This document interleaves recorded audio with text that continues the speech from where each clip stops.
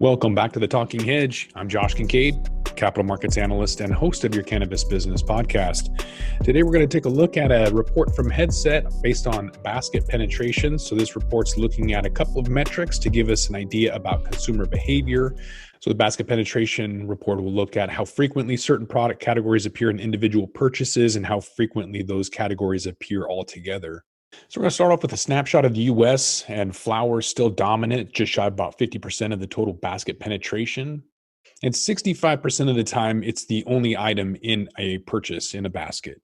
Right behind flower, you can see pre-rolls, 29% of the baskets, but when it's only a single item, you're seeing that increase as much as 58%.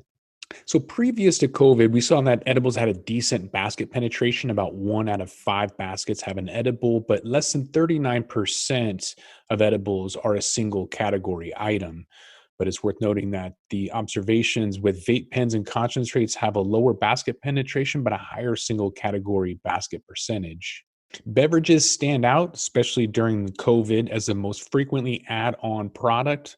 Less than 26% of baskets include a beverage product that were single category. All right, taking a quick look at Canada for Q1, covering Cannabis 2.0 products that are beverages, infused edibles, and concentrates that were recently added.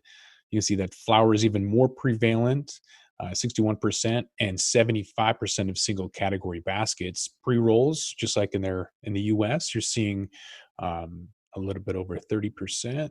With around 65% for single category baskets. So looking at Canada's Cannabis 2.0 with concentrates and edibles, that's received a 7 and 8% penetration respectively. Edibles do appear in fewer single category baskets, suggesting that their add-on status persists regardless of market share, and concentrates go against the grain, being an inhalable product that has the lowest single category basket percentage in Canada, but it might be too early to tell whether or not they're catching up. So if we isolate the Canada's 2.0, that excludes flower and pre-rolls. So again, this is just concentrates and edibles, beverages. You can see that the basket has grown steadily over the last quarter. So you can have an aggregate basket penetration was below 1% on New Year's Day, but had jumped to 5% on March 23rd. So this upward trend suggests that a supply rather than demand is the issue. So supply chain continues to build out and streamline for the categories, and consumers get more used to seeing them.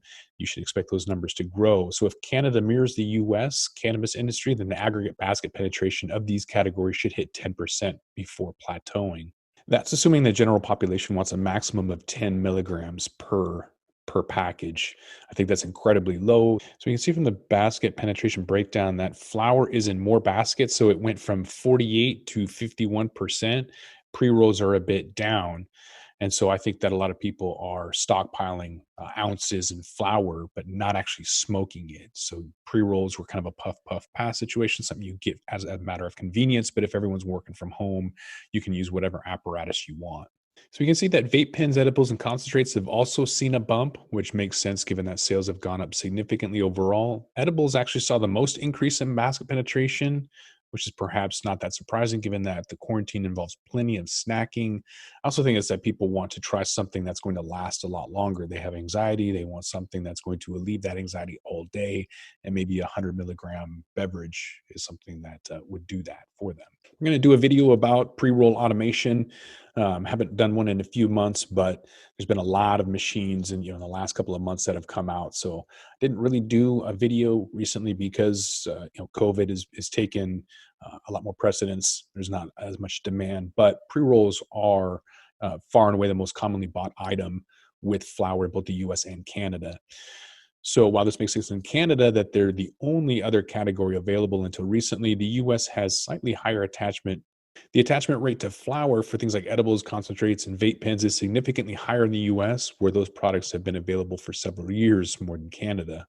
This data only encompasses the first quarter of Canada having that 2.0, so the sales numbers are still fairly low. You see a 4.2 and a 2.8 attachment for edibles and vape pens with flower. So looking at the attachment rate with pre-rolls, or how often people are buying other products along with pre-rolls, you can see that pre-rolls are the most frequent companion purchase to flower. In the US, Washington state has the highest attachment rate for pre-rolls at 17%, followed by California and Nevada at 16. Colorado and Oregon have lower attachment rates. In Canada, Alberta has the same attachment rate as Washington. But all right, looking at the attachment rate of edibles to flower, Nevada, a lot of edibles down there. Some of the predictions for flower that might lose some basket penetration in Canada as consumers try to branch out and try to find some new Cannabis 2.0 products. Edibles are going to be more of a companion product appealing to people that came in for flower but want to try something different. Inhalable products will continue to be trip drivers, being something of the meat and potatoes of cannabis. Lingering fears about respiratory issues may result in an increased interest in vape pens or even edibles and beverages. The flower basket penetration bump will likely wane after the initial stages of the crisis, with consumers easing up on stockpiling. You'll see pre-rolls may be suppressed until people feel safe about shaking hands and passing a joint. Flower attachment rates for cannabis in Canada will slightly rise, predicting higher basket penetration rates to follow. And pre-roll attachment rates will probably stay similar for both US and Canada. There isn't much of a rhyme or reason for the variance in rates. So while flower remains a very significant portion of the market, the report shows that consumers tend to shift away from it as a new option enters the market. So the US has had the most category options for the longest, while Canada just got access to them. In the US, flowers basket penetration is 11% lower. Flower, being the most familiar consumption method for cannabis, will likely be the industry's main trip for the foreseeable future. But the US has been around long enough to show what the industry has more product diversity and what that looks like.